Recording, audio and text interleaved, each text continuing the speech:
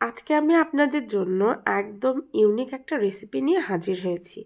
রেসিপিটা আপনারা আগে খেয়েছেন কিনা জানি না, তবে একবার যদি বাসায় বানান তাহলে রেসিপিটার ফ্যান হয়ে যাবেন।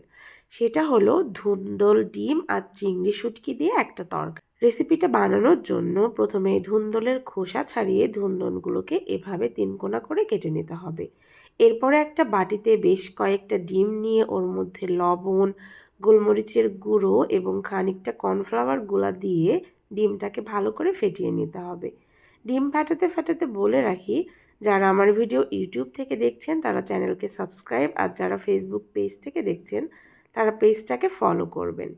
এরপর কড়াইতে বেশ খানিকটা তেল গরম করে ওর মধ্যে ডিমগুলো দিয়ে ডিমের ক্রাম্বল করে তুলে নিতে হবে। অন্য একটি কড়াইতে আরও খানিকটা তেল গরম করে ওর মধ্যে মরিচ কুচি, রসুন কুচি এবং স্প্রিং অনিয়ন দিয়ে বেশ খানিকক্ষণ ভেজে ওর মধ্যে চিংড়ির শুটকিগুলো দিয়ে দিতে হবে। শুটকিগুলো কিছুক্ষণ ভাজার পরে ওর মধ্যে ধুন্দলগুলো দিয়ে বেশ খানিকক্ষণ নেড়ে চেড়ে সামান্য কিছু পানি দিয়ে দিতে হবে। এরপরে এর মধ্যে দিয়ে দিতে হবে পরিমাণ মতো লবণ এবং ভেজে রাখা ডিম। সব কিছু বেশ ভালোভাবে মাখো মাখো হয়ে গেলে উপর থেকে স্প্রিং অনিয়ন ছড়িয়ে দিলেই কিন্তু রেডি গরম গরম ধোয়া ওঠা চিংড়ি শুটকি দিয়ে ধুন্দলের তরকারি। রেসিপিটা ভালো লাগলে অবশ্যই লাইক, কমেন্ট এবং শেয়ার করতে ভুলবেন না।